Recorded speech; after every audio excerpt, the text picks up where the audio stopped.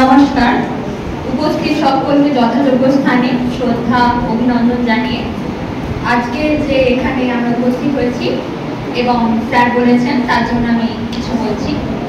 তো আজকে আমাদের এখানে আমরা স্যারেরা এসেছেন, সকলে আমাদের টিচাররাও আছেন। তো মূলত আজকে যে অনুষ্ঠানটি ছিল সেটা ছিল স্বয়ংসিদ্ধা এবং সাইবার সচেতনতামূলক। প্রথমে স্বয়ংসিদ্ধা নিয়েই বলি। তো আমরা যারা আছি এখন প্রত্যেকে টিনেজার। এখন আমাদের একটা প্রবণতা চলে এসেছে অল্প বয়সে প্রেম, ভালোবাসা, বিয়ে ইত্যাদি করার। আমি যেগুলো বলছি একটু হয়তো নিচু ভাষাতেই বলছি, কিন্তু কথাগুলো একটু সত্যি বলছি।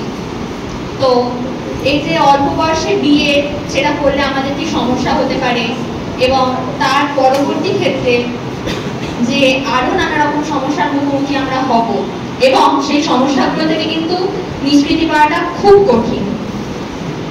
আমরা হয়তো সাময়িকভাবে যে আমাদের ক্ষতি করলেও তাকে শাস্তি দিতে পারবো, কিন্তু সমাজ আমাদেরকে মেনে নেবে না। অল্প বয়সে আমরা অনেক ক্ষেত্রেই করি কি, ফোনে কোনো একজনকে ভালো লেগে গেল, ব্যাস প্রেম ভালোবাসা, এবং 2-3 মাসের মধ্যে বিয়ে থাকার সিদ্ধান্ত নিয়ে নিলাম কেউ একজন। কিন্তু এগুলো করা যাবে না, ওনারা আমাদের সেটাই এতক্ষণ ধরে বোঝালেন। এবং আমরা যারা আছি, আমাদের অনেক বোনেরা করেছে এবং আমাদের সঙ্গে যারা 9-10-এ পড়তো এরকম অনেককেও আমরা দেখেছি যারা কিন্তু তখন ছিল এবং 11-12-এ আমরা তাদেরকে দেখতে পাইনি। তারা আমাদের থেকে সরে গিয়ে বিয়ে থা করে সংসার করছে এবং অনেককে আমরা এটাও দেখেছি যে তাদের এরপর একটা বিপদ ঘটেছে, তারা ফিরে এসছে এবং কিন্তু তারা আমাদের আর মূল স্রোতে ফিরতে পারেনি। এই সময় অনেক প্রলোভন আসবে, খুব ভালো, মানে এই একটা কথা আছে, তোমায় ছাড়া আমি বাঁচবো না। এটা কিন্তু মানে খুব মারাত্মক একটা কথা, যে তোমাকে বলছে তোমায় ছাড়া বাঁচবো না, সে এর আগে অনেক কাউকে এই কথাটা বলে এসছে।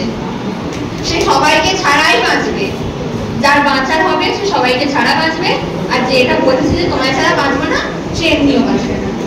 সুতরাং তার কথা ভাবার অত কোনো কারণ নেই। আর এটার পাশাপাশি চলে আসছে সাইবার ক্রাইমটা। তো অনেক ক্ষেত্রে আমাদের হয় কি, যে কোনো একজনকে খুব ভালো লেগে গেছে, এবার সে আমাদের ছবি চাইবে, তারপর কোথাও ঘুরতে যেতে বলবে, ইত্যাদি সব করবে। তো আবেগের বসে, হ্যাঁ খুব ভালো বন্ধু তো, এই ছবিটা পাঠিয়ে না, এগুলো করা যাবে না। স্যারেরা আমাদের তার খারাপ দিকগুলো সম্বন্ধে বললেন। তারা আমাদের সেই ছবিগুলো নিয়ে AI জেনারেট করে যথেষ্ট নোংরা নোংরা ছবি বানিয়ে সেগুলো সমাজ মাধ্যমে ভাইরাল করে দেবে এবং তার ফলস্বরূপ কি হবে, সেগুলো সমাজ মাধ্যমে ছড়িয়ে পড়া মানে আমাদের চারপাশে প্রত্যেকে সেটা দেখবে, আমাদের স্কুলের বন্ধুরা দেখবে, আমাদের গার্জেনরা দেখবে, পাড়া প্রতিবেশী টিচার সবাই দেখবে এবং আমরা নিজেরা জানি আমরা সেই দোষটা করিনি, কিন্তু আমরা সেটা কাউকে বিশ্বাস করাতে পারবো না এবং তার ফলস্বরূপ কি হবে, আমাদের একটা মান সম্মান নিয়ে টানাটানি পড়ে যাবে এবং আমরা মূল স্রোতে ফিরতে পারবো না। আগে আমরা যেভাবে স্বাভাবিকভাবে ঘুরে বেড়াতাম সেটা আর কোনোভাবেই পারবো না। অর্থাৎ যে ভালো সুযোগটা ছিল, আমাদের ভালো জীবনটা ছিল, সেটা হারিয়ে যাবে। এবং এই সব কিছু থেকে সচেতনতা আমাদের ছোট থেকেই স্যার ম্যাডামরা করে আসছেন এবং আজও ওনারা করছেন।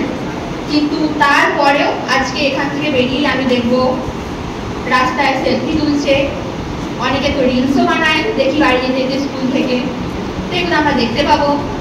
তারপর যারা অলরেডি রিলেশনশিপে চলে গেছে তাদেরকেও দেখতে পাবো একসাথে গল্প করতে করতে বাড়ি যাচ্ছে এবং আমাদের টিচাররা হয়তো দেখতে পাবেন, দুদিন বলবেন, আমরা 12 ছেড়ে বেরিয়ে যাব, ওনারাও আর কিছু বলবেন না। আর কলেজে গেলে কি হবে সেটা তোমরা সবাই জানো। আমাদের স্কুলে যেভাবে আমাদেরকে যত্ন নেওয়া হয়, আমাদেরকে যেভাবে প্রত্যেকটা টিচার আমাদের আইডেন্টিফাই করেন নাম ধরে ধরে, কলেজে কিন্তু কেউ আমাদের দেখবে না। কোথাকার কোন মেয়েটা এলো গেল, ওনাদের অত কোনো মাথা ব্যথা নেই। স্কুল পর্যন্তই লাস্ট, কেউ আর আমাদের ভালো চাইবে না, যা পারলো করতে যা, আসছে যাচ্ছে যা ইচ্ছা করুন। সুতরাং এখন যেটা স্যার ম্যাডামরা বলছেন খুব খারাপ লাগতে পারে, খুব খারাপ লাগতে পারে। বিশেষ করে আমাদের যিনি ম্যাডাম আছেন, ওনাকে তো এই কারণে অনেকেরই খুব অপছন্দ। ম্যাডাম রাস্তাঘাটে ধরে ফেলেন, দেখে ফেলেন, স্কুলে এনে শাস্তি দেন, যার জন্য খুব অপছন্দ। কিন্তু একটা টাইমের পর ম্যাডাম যে আমাদের ভালো চাইতেন সেটা সবাই বুঝবেন, আর বিশেষ কিছু বলবো না। এখানে শেষ করছি।